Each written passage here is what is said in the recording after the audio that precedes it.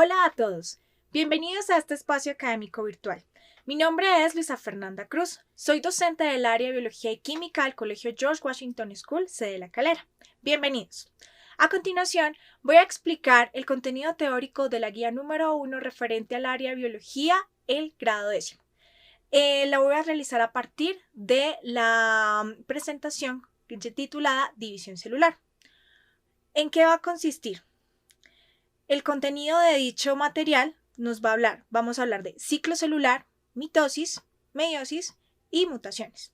Por último, se va a hacer unas aclaraciones respecto a ciertos puntos propuestos en las actividades de esta guía.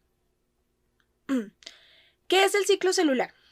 El ciclo celular es el proceso por el cual están todas las células y permite que se pueda replicar la información genética y crear, en este caso, dos individuos con la misma información material genético. ¿En qué consiste su ciclo? Básicamente son 5 fases. La primera se le llama GAP1, la cual consiste en la síntesis y crecimiento celular.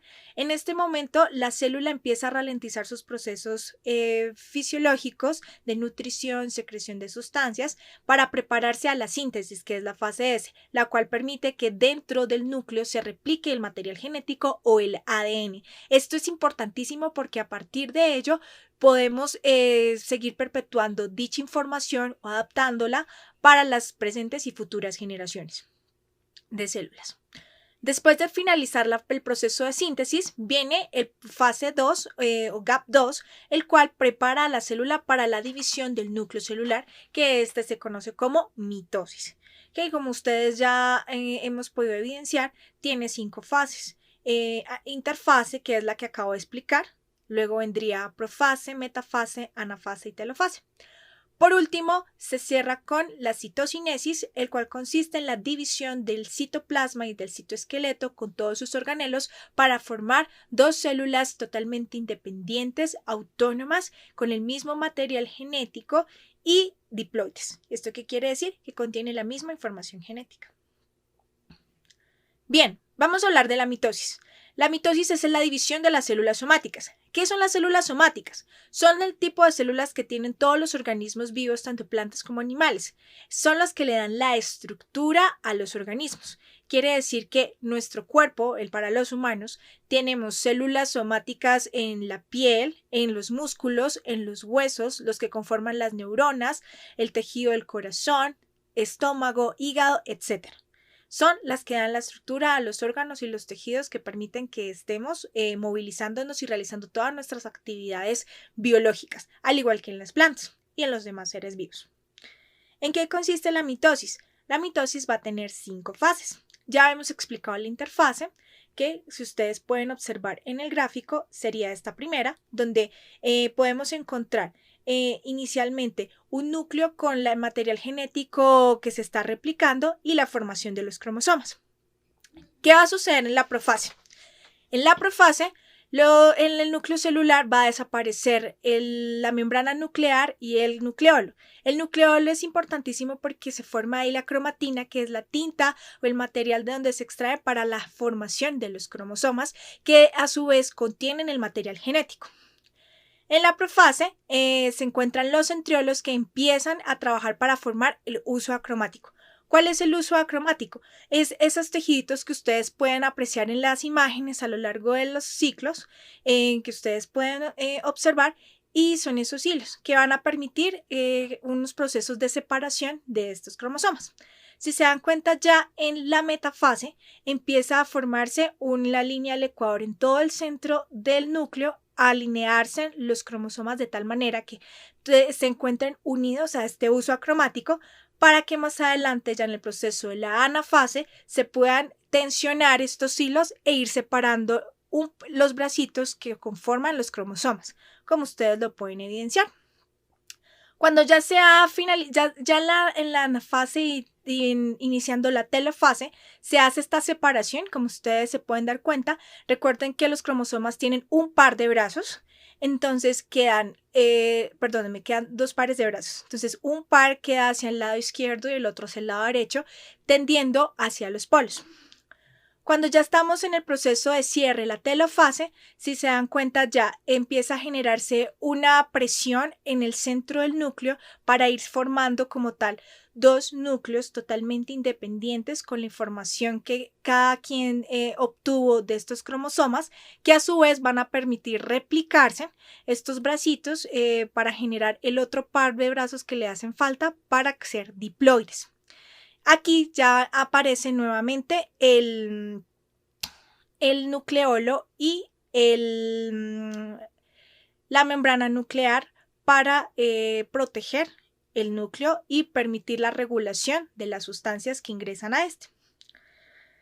Bien, damos paso a la meiosis, que es el otro proceso.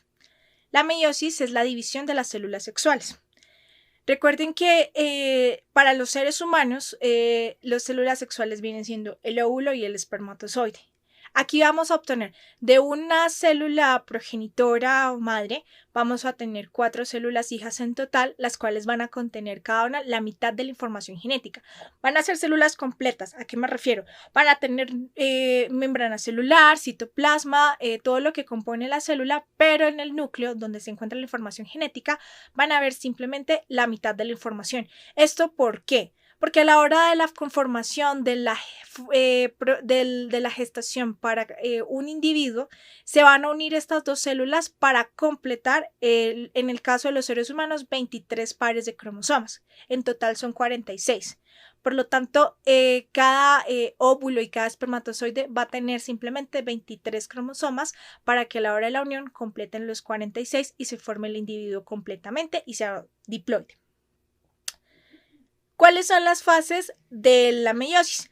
Aquí la meiosis de total va a tener 9 fases.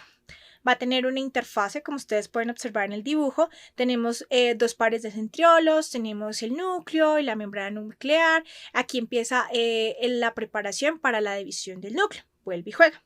Entonces, en la profase 1, como ustedes pueden observar, empieza, gracias a los centriolos, a formarse el núcleo, el huso acromático. Y se desaparece el núcleo, la membrana nuclear y ya empezamos a hablar de los cromosomas homólogos. ¿Para esto con qué fin?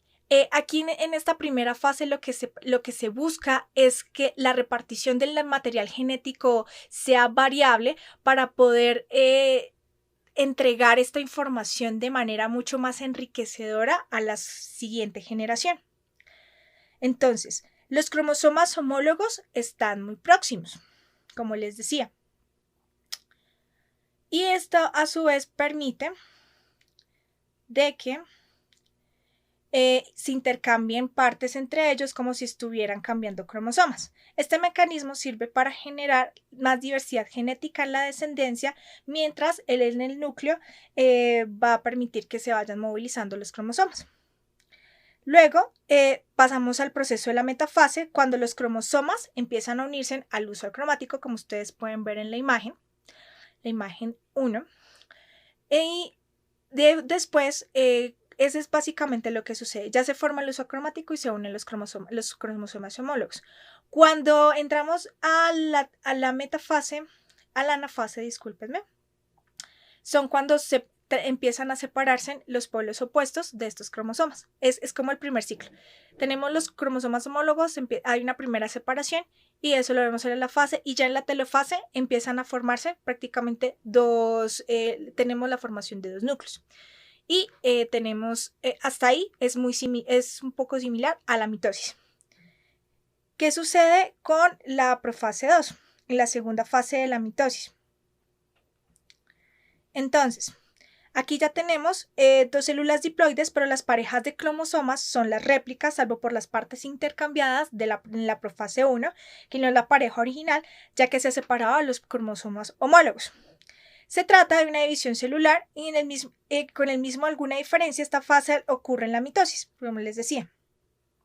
Aquí vuelve y se forma el huso mitótico o el huso acromático, tiene esa misma similitud, y lo que observamos en la imagen es que comienzan nuevamente a separar a los cromosomas, a buscar este uso, se forma otra vez la línea del Ecuador y vuelve a generarse otra separación con con estas réplicas de los cromosomas, como ustedes pueden apreciar en la metafase y en la anafase 2.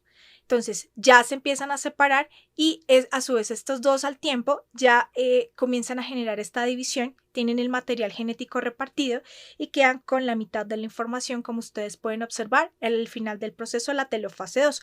4 núcleos con la mitad del ADN o bueno, de los cromosomas homólogos que ustedes pudieron apreciar ahí, y se habla de 4 células haploides. Bien. Vamos a hablar de las mutaciones. ¿Por qué este tema?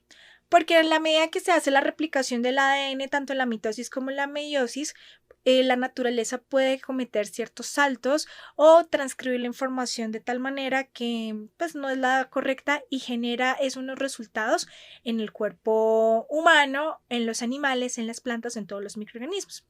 ¿A qué se le llama mutación? Como ustedes pueden leer, es el cambio que se genera en la secuencia del ADN de una célula.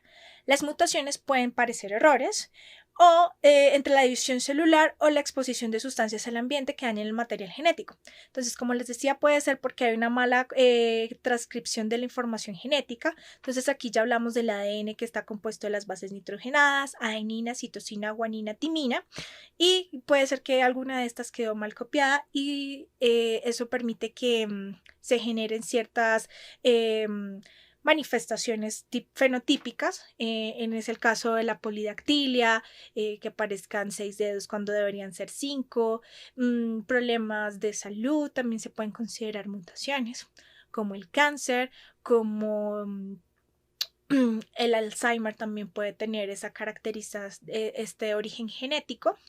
De pronto una mutación de alguna de las bases nitrogenadas del ADN. Cuando se habla de exposición al ambiente, ya nos referimos a la exposición de material radioactivo o también a rayos X, a la exposición continua de rayos X. Por eso es importante que cuando una mujer está en embarazo no se deben tomarle placas de rayos X porque eso afecta seriamente al bebé y le puede causar mutaciones. También golpes muy fuertes y este tipo de implicaciones que tal vez en la gestación no deberían darse y hace que el ADN se replique de tal manera que genere estos procesos. Entonces, cuando hablamos del cáncer, que es un tipo de mutación, si ustedes observan en la imagen, creo que muchos de ustedes ya la habían visto, tenemos una primera generación de células que se están replicando común y corriente y hubo un error en una de ellas, que es la que ustedes observan en la primera mutación. ¿Qué pasa en las células? Cuando una célula es capaz, ellas son capaces en la mayoría de los casos de detectar errores en su proceso de replicación. Cuando no los pueden corregir dentro del mismo proceso de réplica, lo que hacen es autodestruirse. Esto se llama apoptosis. Cuando no sucede esto y empieza a replicar, entonces cuando ustedes miran la segunda generación, que esa mutación pasa a la siguiente y empieza a duplicar esta información, valga la redundancia, el ADN ya dañado lo empieza a duplicar, que es lo que ustedes pueden observar en la segunda, tercera y cuarta generación, que se va arraigando y va tomando más fuerza y no permite que la célula empiece a generar un proceso de autodestrucción para reparar este daño, y por eso es que se forman al final los tumores. Después de una tercera y cuarta generación que ya han arraigado esto como si fuera una información correcta, lo que hacen es replicarla a todas las células que puedan ellas reproducir y se formen este tipo de sustancias. Bien, teníamos dentro de los puntos de las actividades hacer un ensayo, un escrito reflexivo sobre las plantas genéticamente modificadas. Entonces, ¿por qué vamos a hablar de este tema? La idea es que ustedes puedan revisar fuentes de información que les permita ahondar un poco en esta actividad, ya que es, entre comillas, reciente. Se viene realizando a partir de los años 60 con el descubrimiento del ADN y empezar a jugar, a ser dioses, entre comillas, con la estructura genética de los seres vivos. También tenemos temas polémicos como la clonación, también la modificación genética en los seres humanos, y esto ya nos estaríamos en conflictos más bioéticos. Pero entonces, ¿qué sucede con las plantas genéticamente modificadas? Básicamente lo que se hace es en el laboratorio tomar estas estructuras, estas secuencias de ADN y reemplazarlas por ADN de otros seres vivos, pueden ser animales. Por ejemplo, el caso del tomate, para que sea más resistente, en un inicio lo que hicieron fue tomar ADN de los peces, de los salmones que se encuentran en Estados Unidos y en Canadá, para que se adapten a climas fríos. Entonces eso hizo, al ponerle esta estructura genética, que el tomate pudiera resistir altas temperaturas, pero tendría ADN de pescado. ¿Qué sucede con esta empresa? No sé si ustedes la conozcan, es Monsanto. Es un gigante de la industria alimentaria. Él es el que controla las semillas a nivel mundial, todo lo que tiene que ver con fertilizantes, plaguicidas, semillas a nivel mundial, como les decía. Esta empresa lo que hace es modificar las semillas genéticamente para que resistan a las plagas. En el caso del café, que siendo como Colombia es un productor mundial de café hasta hace unos años, después, bueno, aquí entraríamos en debate si está Brasil, si está Nicaragua, Costa Rica, en fin. Monsanto lo que hace es, tenemos la plaga que es la roya o la broca. Entonces, para evitar de que el café fuera atacado por esta planta, lo que va a hacer es decirle al café en su secuencia genética, fortalecerla para que el momento en que llegue la broca, pues simplemente no se deje, a la hora pueda resistir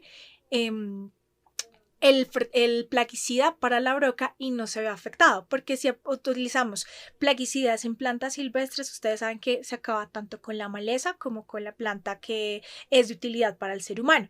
Eso es lo que no se quiere. Entonces se le da esa fortaleza para que resista los plaguicidas. Pero ¿qué conlleva al hacer ese tipo de modificaciones? Que sean resistentes a los plaguicidas. De que al final nosotros vamos a estar consumiendo un producto que va a absorber este tipo de sustancias que a largo plazo nos pueden causar daño. Es con las polémicas también que se han dado con el uso del glifosato, que lo produce Monsanto, en los cultivos de coca, los cultivos ilegales del país. Entonces, ¿cuál es la idea del ejercicio? Que ustedes puedan ahondar un poco, pues, en esta empresa o en empresas que también como Bayer, que también están involucradas en el proceso de modificación de semillas o en la producción más de plaguicidas que afectan los cultivos, y eso se podría hablar también de soberanía alimentaria y cómo es que se le puede hacer frente a este tipo de situaciones. ¿O ustedes qué propondrían a partir de esta situación problema? Bien, dentro de las actividades, como les decía, tenemos que a partir de la explicación ustedes puedan realizar las diferencias entre el proceso de mitosis y meiosis.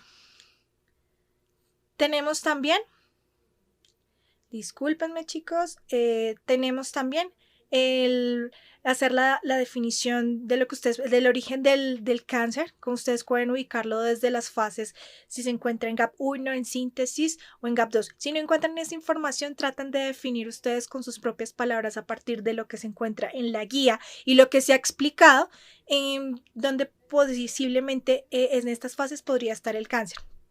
Tenemos el glosario para definir las palabras y lo que les decía el ensayo. Bien, espero que la información haya sido clara. Espero verlos muy pronto. Les agradezco por su atención y que tengan un excelente día. Muchas gracias.